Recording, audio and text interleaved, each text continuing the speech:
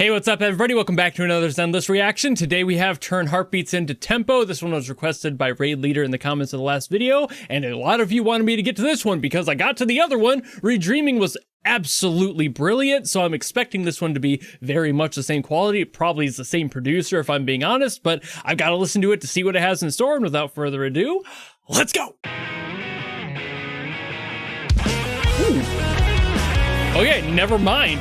Completely different sound. If the same producer was behind this, I would be surprised. Maybe. 把心跳变成节奏，脚步能否变得轻松？命运交汇的路口，向左向右探别退后。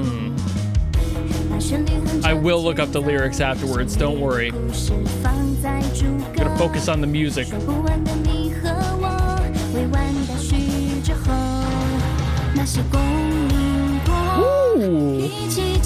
A little bit of cymbal dancing.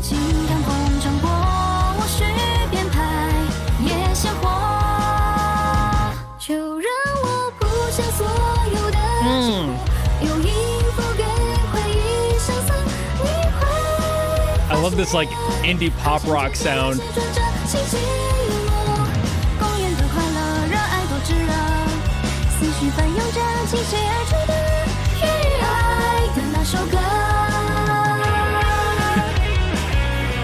And I'm always gonna love a good drum fill.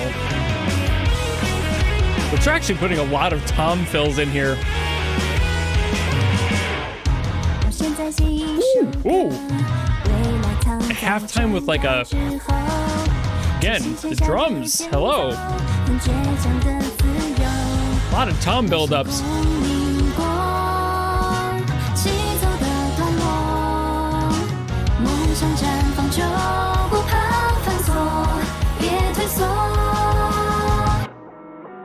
Very technical.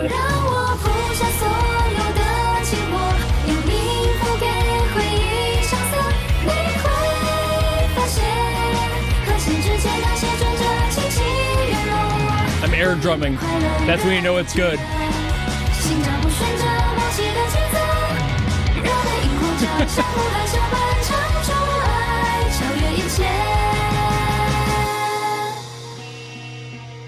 It's a really interesting tone, too.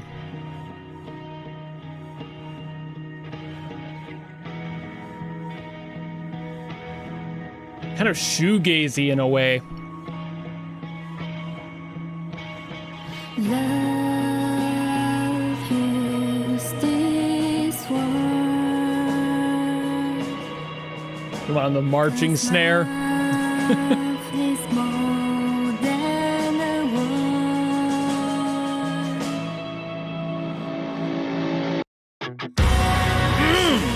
Hello. The chug for the intro? Let's go.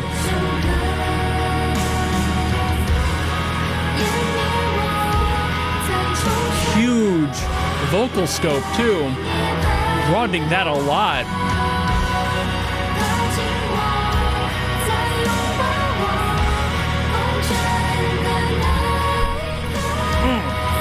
Just hit my microphone.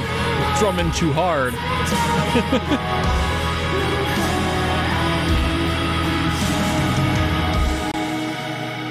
Man.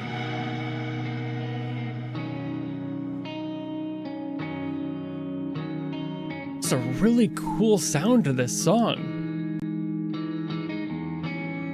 I mean, I get out quite a bit musically.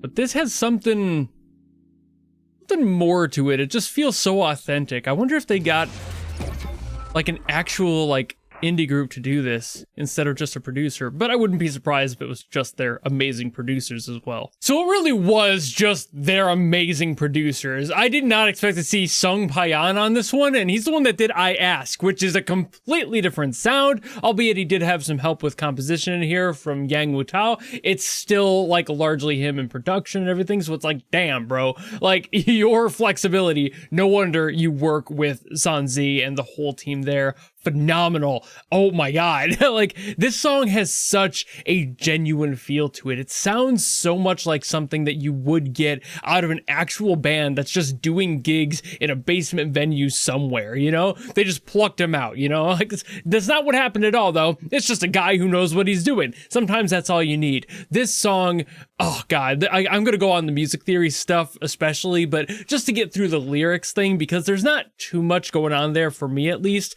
The story is pretty generic. The lyrics are kind of generic. They're just talking about how they want to turn their heartbeats into tempo, that being like everyone listening. So it's like, okay, cool. It's just coming together to make music, the happiness and joy that comes with that. Again, not the most like mind melding lyrics or anything, not anything that's going to make you go, whoa, the philosophy, it's so deep. But at the same time, for what this is, being basically an idol song, that totally fits the vibe. And those sorts of generic lyrics are pretty common in that scene, so it's not like it made it a worse song. It's just not really worth talking about too much. The music theory is a little bit more fun though, just for one specific point. The like pre-chorus bridge, I love that. First things first, the song is in the key of D sharp minor, which is always an interesting one because it's just not the one you're used to hearing. It's not a normal one. It's not a standard one. Just to give you an example of what this is,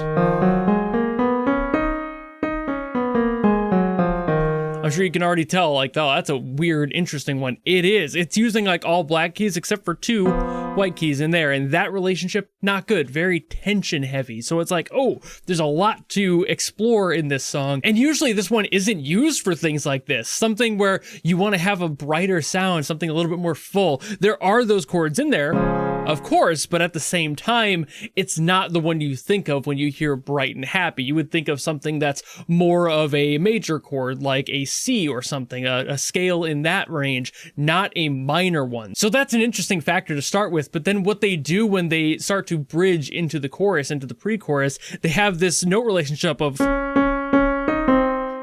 this is not in this key. This is a C. A B is in here, so is the scale down, not, it's, you can hear how it's like, it works kind of, but not really. It adds tension here, because this note isn't supposed to be in the key naturally. So what do you do with that? Why is that there? Basically, when you're writing a song, and especially when you're ending a phrase or just a thought in the music, you're allowed to bend the rules of music theory a little bit and kind of play with what you have available. But it does require you to kind of circle back to the point really quick, because if you don't, the whole song will fall apart. So having something that goes and then doesn't immediately follow that up with something that would resolve it, you would be in danger, basically. If you were to use something that doesn't use any of the resolution notes for this, which would be these two, because they're the notes in the actual scale directly above and below the one you're not supposed to have.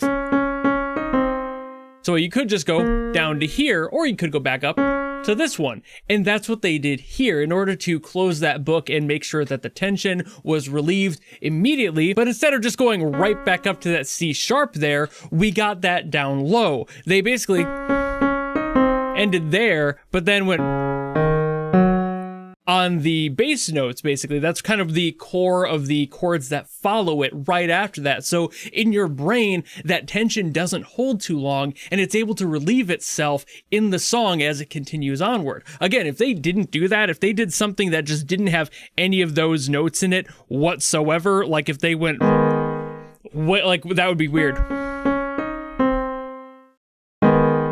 You can hear that there's additional tension. It wouldn't feel natural. It would be like, whoa, what is that relationship? That there doesn't have anything to do with the other tension that we just built up. It just adds on to it, and it doesn't let you go. So you can't do that. You can't hold the tension too long, especially when you're doing it for a little spice like how they did it here.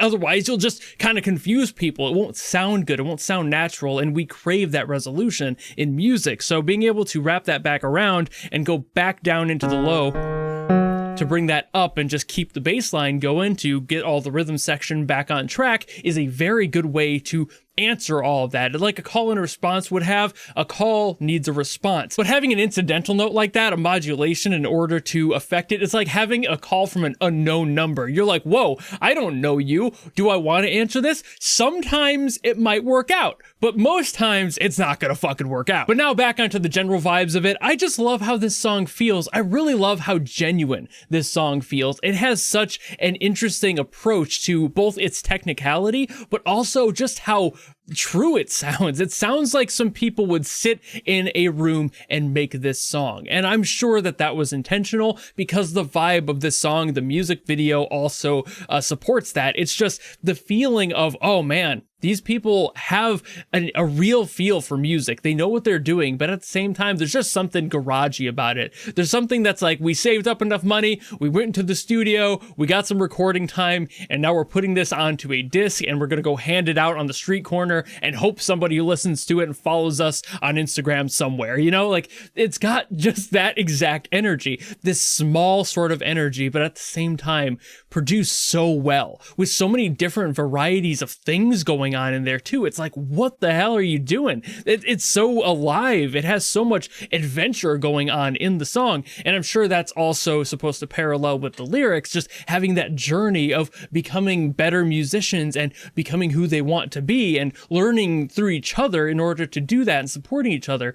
But God, they just nailed it. I mean, they do it every single time, but they really got this one down. And as always, the vocals on this one, absolutely brilliant. They really do their job well with these characters. They are phenomenal singers. They have that tone that just feels like they're an indie group, but at the same time, like I said earlier, just well versed in what they're doing. They're not new. They're not inexperienced. They're just trying to find their way in their own sound together. That's exactly why it gives me that energy of just being a group, finally getting some money scraped together and making a recording in a studio. It's that first feeling, you know, that giant release of, wow, we finally figured it out. We know who we are now. It's so good. But I think that's about all I gotta say on this one. So thank you all so very much for watching. If you enjoyed this video and you have something else you want me to get to from Zenless, by all means, drop in the comments below and I will do my best as always to get to those. But if you don't want to do all that, maybe just want to follow me and support me for more stuff coming in the future, you know how to do all that. And I'll see all of you in the next video. Goodbye.